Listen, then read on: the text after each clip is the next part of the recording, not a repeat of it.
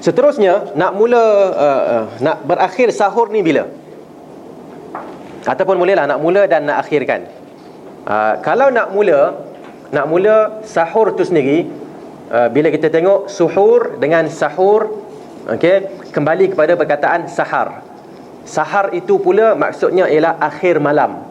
Jadi siapa yang sahur pukul 1 malam, 1 pagi, okey, ataupun 12.30 pagi tu, adakah dia bersahur? Dia tak bersahur, dia makan malam. Okey, dia makan lewat malam. Dia tidak bersahur walaupun niat dia sahur. Tak.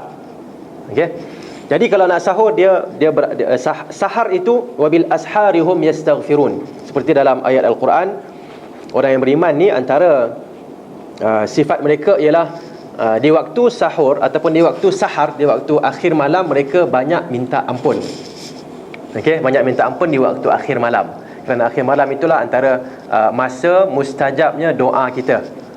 Okey, thuluthul lail al-akhir, 1/3 malam yang terakhir.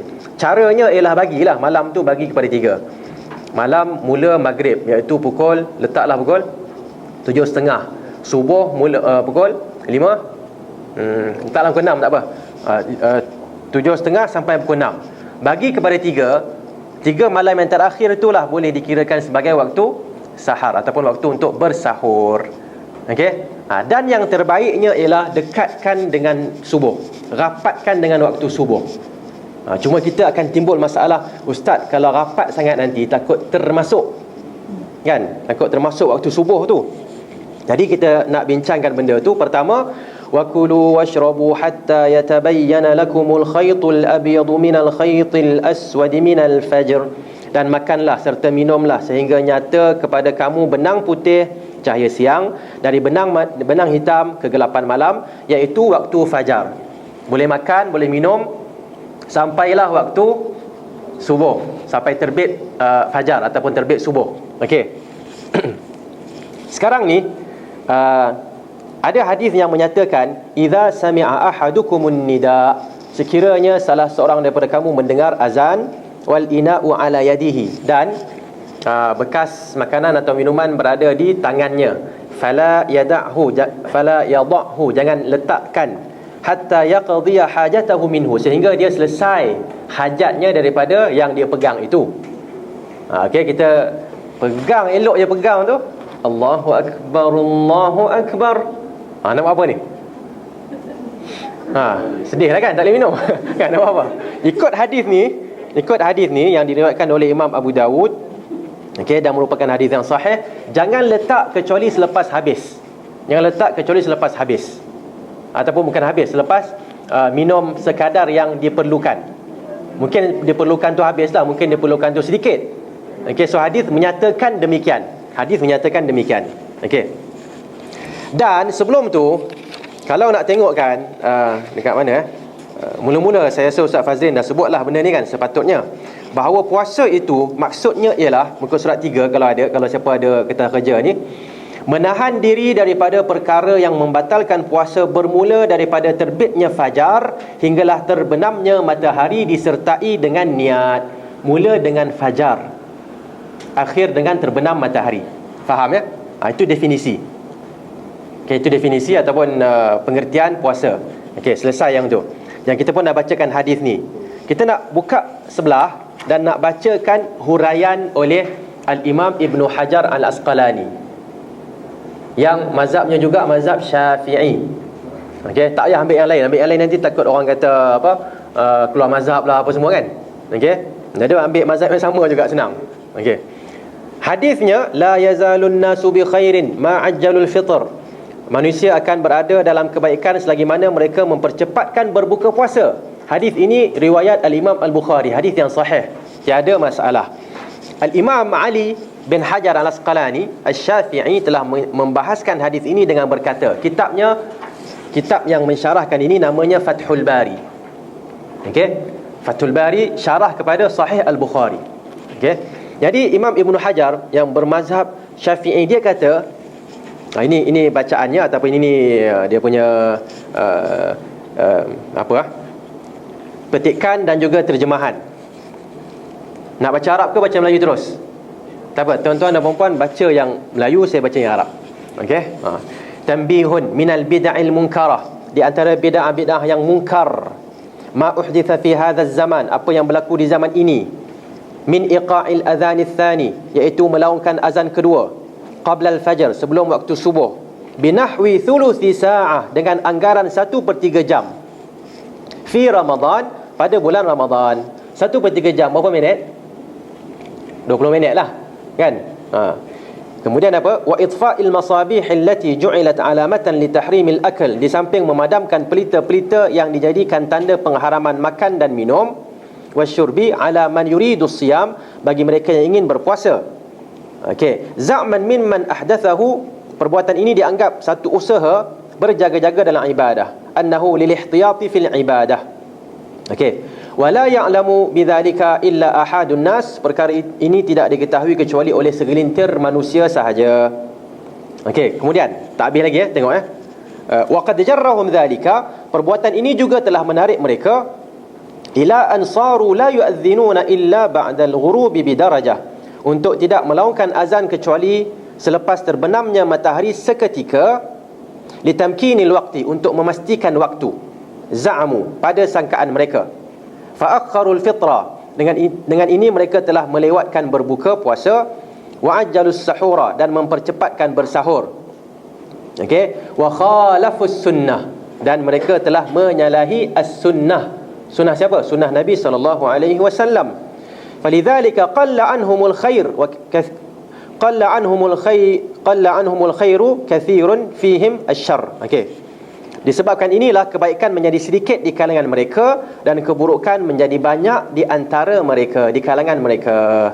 Wallahul musta'an, Allah jualah yang dipohon pertolongan. Boleh faham tak apa yang nak dihuraikan? Dia nak huraikan mudah sahaja. Nabi cakap lain, umat zaman dia orang buat lain.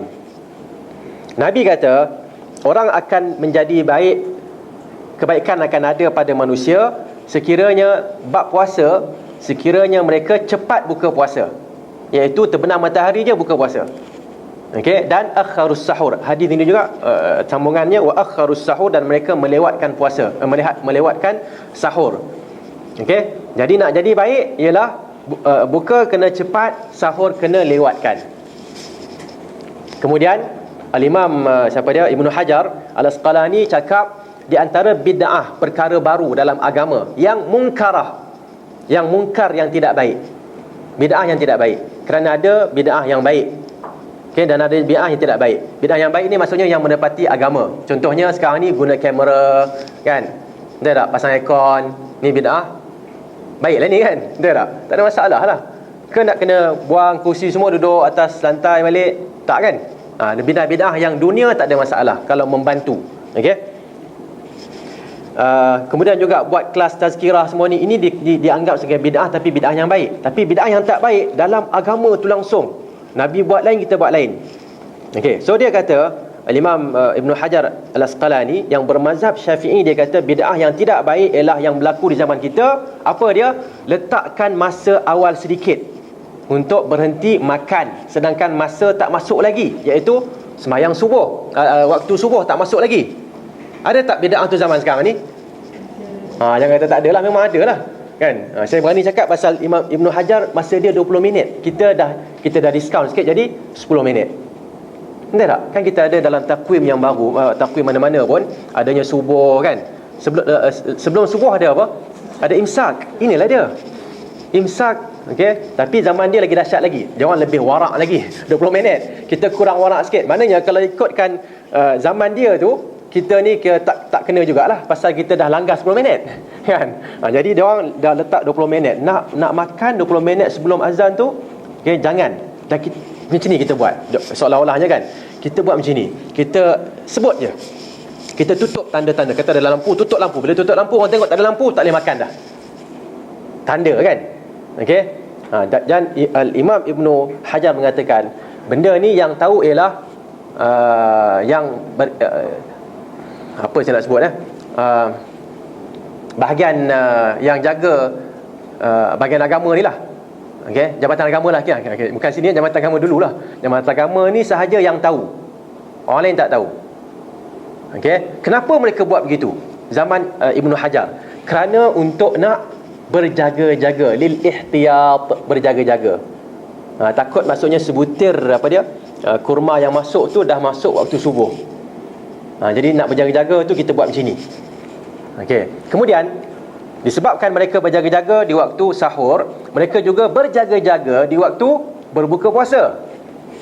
Maksudnya macam mana? Nampak matahari dah terbenam, azan ke tak azan lagi?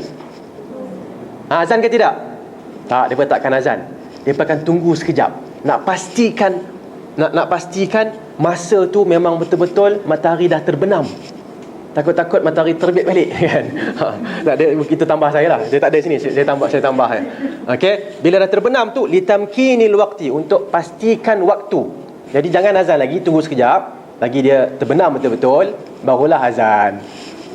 Benda ni diingkari dan disanggah. Disanggah maksudnya ditolak oleh Syekhul Islam, Amirul Mukminin Ibnu Hajar Al-Asqalani. Ibnu Hajar Al-Asqalani dia sampai ke tahap Amirul Mukminin dalam bidang hadis. Maksudnya hadis yang dihafal tu nak banding dengan hadis yang dia tak hafal. Hadis yang tak hafal tu mungkin sekitar sikit sangat yang dia tak tahu. Berbeza dengan kita kan. Terbalik. Okey.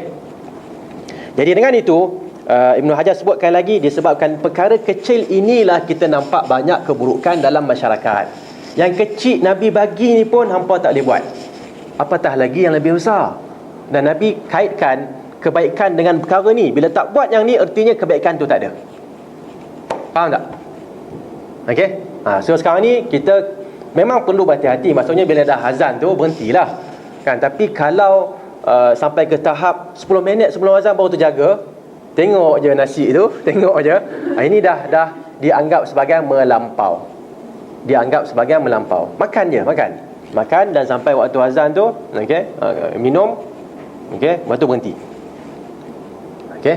So itu yang saya nak nyatakan di sini. Sebenarnya walaupun nak buat macam mana kan, dalam masyarakat benda tu takwim dah ada. Kalau kita tak tahu nak buat macam mana, kita tak berdosa lah insya-Allah. Tapi kalau kita dah tahu dan kita melanggar juga, sebenarnya benda ni lama telah dihuraikan oleh ulama kita yang bermazhab Syafi'i sendiri pun, okey, dalam kitab yang cukup hebat. Saya rasa semua ustaz-ustaz tahu, yang belajar Mesir, belajar mana? Belajar Mesir, belajar Jordan, belajar Yaman, belajar Arab Saudi, semua tahu kitab ni, Fathul Bari. Kalau dia tak tahu Fathul Bari, bukan Dr. Fathul Bari kan, kalau tak tahu kitab Fathul Bari ni, maksudnya dia tak mengaji lah.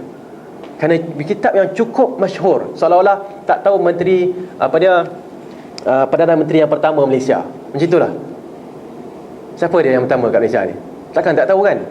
Ataupun seolah-olah tak tahu lagu negaraku. Bukan orang Malaysia lah, tak tahu lagu negaraku. Contohlah kan. Okey.